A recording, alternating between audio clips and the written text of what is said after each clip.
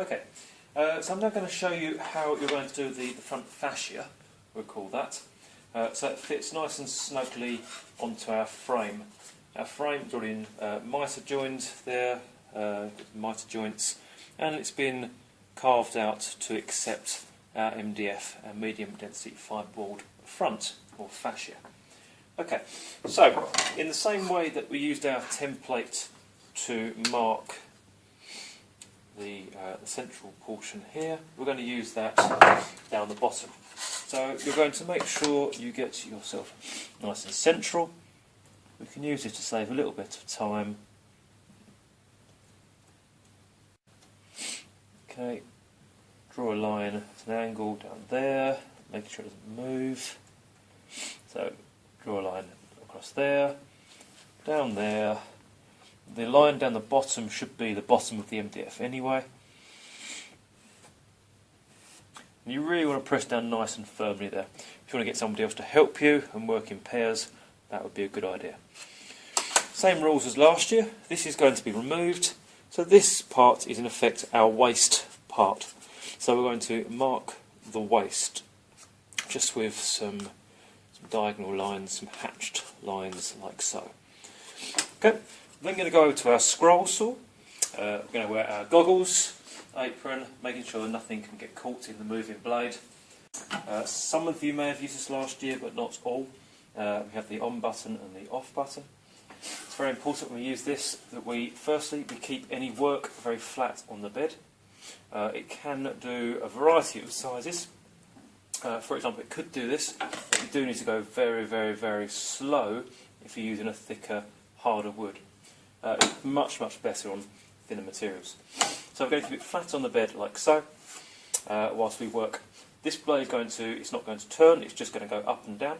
So it's up to us to move the material and to not press too hard as we push forwards. So to demonstrate.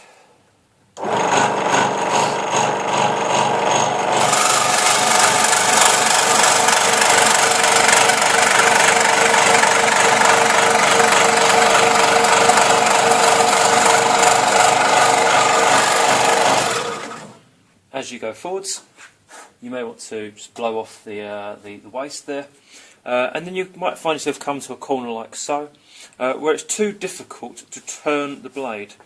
These are very good for doing curves, but not good for doing abrupt changes of direction. So when you get to a corner like this, it's good to just back off, and then press on again, and then come round at a curve.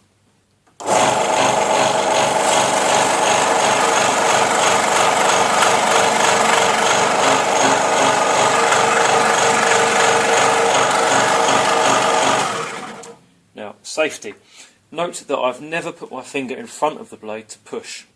You might find with woods, if you push towards like so, you may be going very slow and you think you're in control. But then you can find what's called a sweet spot in the wood where it's very soft and all of a sudden it goes forwards very quickly, and that's when you find you've pushed your finger into the moving blade. To avoid this from happening, we always make sure our fingers are either side, so we work it. And we always make sure that if we did go forwards, our fingers go to the left and to the right of the blade, and obviously not into it. You must push down hard the whole time. What can happen if you don't press down hard is it can start to flap around. I'll try and demonstrate that.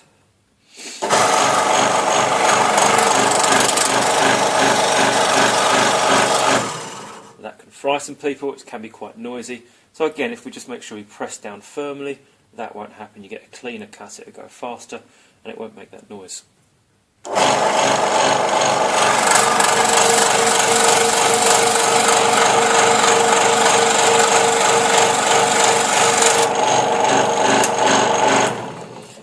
Notice we've got the little bit there that wasn't removed in the first pass. Well, that's fine, because now we just go back, and we can just get we can go back for that piece now.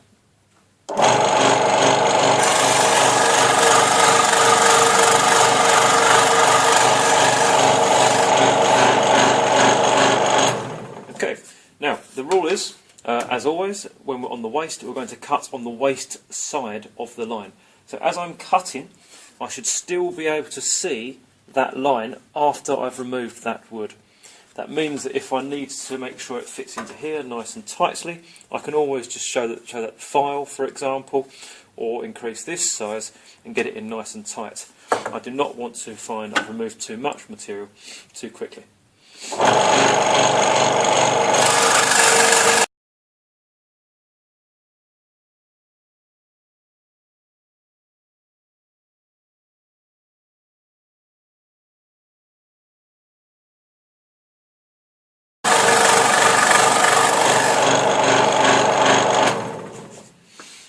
Okay, so now we go up to here, and that should be a nice push fit, and then with one central screw in the middle, we've got it quite securely held. Your design at the top is going to be your own creation. Again, we use the scroll saw to remove that.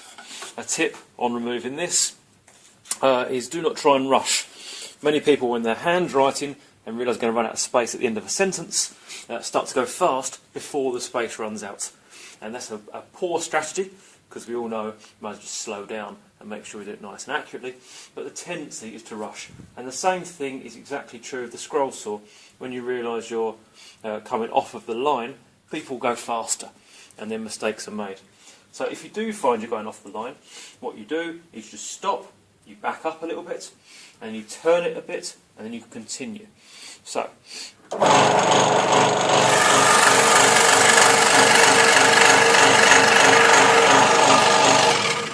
if I feel I've come off of the line there, I back up. Whilst it's still on, don't need to stop it. Turn it a bit, and we come round for a second pass.